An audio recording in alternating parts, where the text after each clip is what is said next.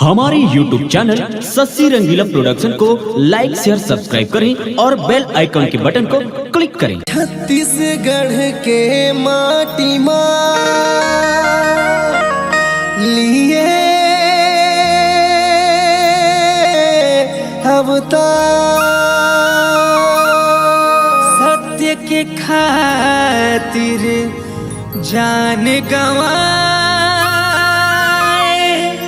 वीर बलिदानी गुरु बालक दास।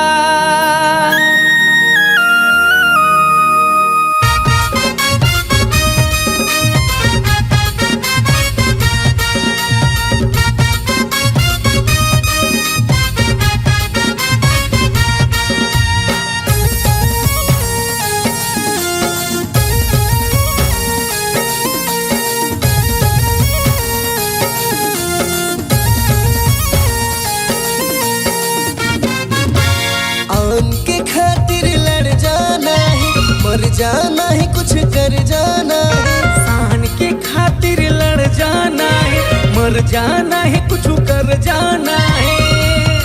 होकर कैसे सुनाओ कहानी, समाज के खातिर जान गंवा दिए राजा गुरु बलिदानी। समाज के खातिर जान गंवा दिए राजा गुरु बलिदानी।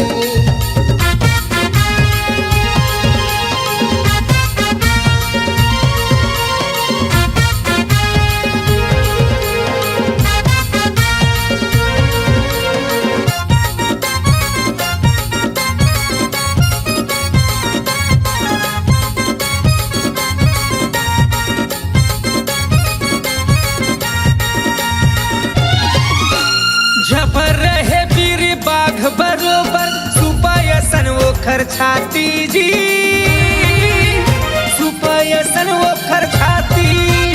नहीं तो समावे फुट गए संगी बैरी मन के आँखी जी, बैरी मन के आँखी।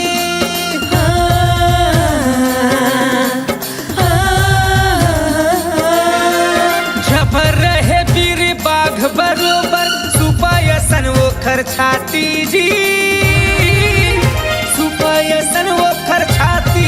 अरे नहीं तो समावे फुट गए संगी बैरी मन के आँखी जी, बैरी मन के आँखी। हाँ हाँ बैरी मन के आँखी, ए दे बैरी मन के आँखी।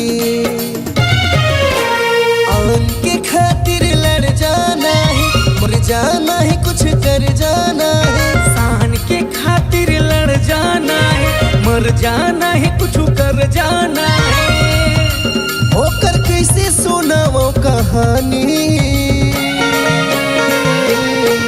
समाज के खातिर जान गंवा दिए राजा गुरु बलिदानी। समाज के खातिर जान गंवा दिए राजा गुरु बलिदानी।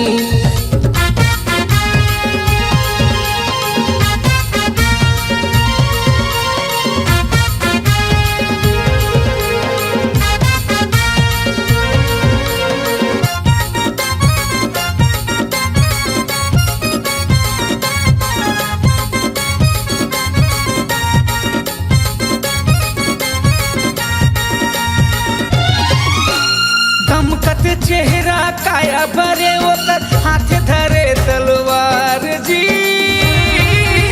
हाथ धरे तलवार।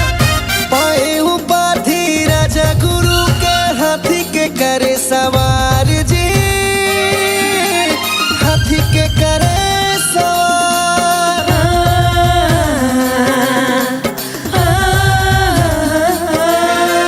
दमकत चेहरा काया भरे ओकर हाथे धरे तलवार जी, हाथ धरे तलवार। पाए उपाधि राजा गुरु के हाथी के करे सवार जी, हाथी के करे सवार।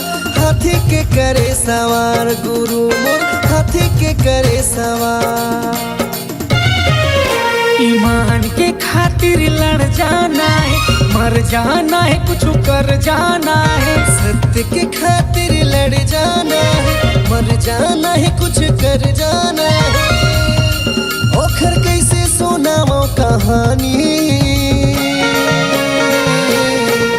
समाज के खातिर जान गंवा दिए राजा गुरु बलिदानी, समाज के खातिर जान गंवा दिए राजा गुरु बलिदानी, समाज के खातिर जान गंवा दिए राजा गुरु बलिदानी, समाज के खातिर जान गंवा दिए राजा गुरु बलिदानी, ये राजा गुरु बलिदानी, और राजा गुरु बलिदानी, ये हो राजा गुरु बलिदानी।